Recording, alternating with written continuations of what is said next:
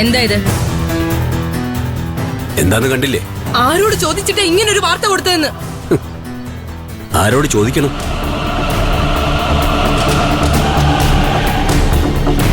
പത്തിരുപത്തെട്ട് വയസ്സായ എന്റെ മകനെ കാണാതായ ഒരച്ഛന്റെ മനസ്സ് വേദനിക്കില്ലേ?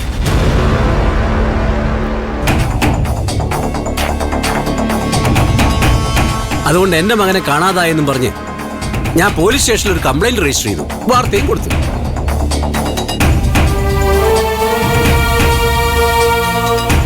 എന്റെ മകനെ കാണാനില്ല എന്ന് പരാതി കൊടുക്കാൻ ഞാൻ പിന്നെ ആരോടാ ചോദിക്കേണ്ടത്? അവനെ കാണാതെ പോയതൊന്നും അല്ല, ഇവിടെ ഉള്ള ആരും അവന് ഇഷ്ടമല്ല. അതുകൊണ്ട് സ്വയം തീരുമാനിച്ചുറപ്പിച്ച് പോയതാ.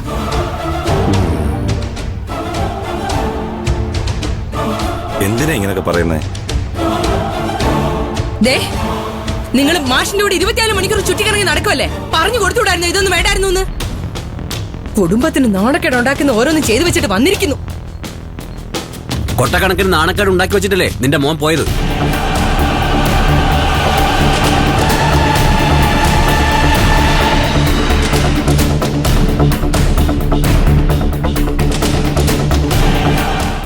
എന്റെ കയ്യിൽ നിന്ന് സ്വത്തും പണവും പറ്റിച്ചു വാങ്ങി നാട് വിട്ടവനെ ഞാൻ വെറുതെ വിടണോ?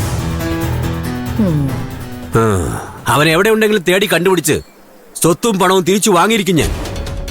ഓ, അങ്ങനെ. ഈ താലി എന്റെ കഴുത്തി കിടക്കുന്നിടത്തോളം കാലം ഇതൊന്നും നടക്കാൻ പോകുന്നില്ല. നമുക്ക് കാണാം. കാണാം. അമ്മയില്ലാത്ത പെൺകുട്ടിയെ സങ്കടപ്പെടുത്തി ചതിച്ചു പോയവനെ സപ്പോർട്ട് ചെയ്യാൻ വന്നിരിക്കുന്നു.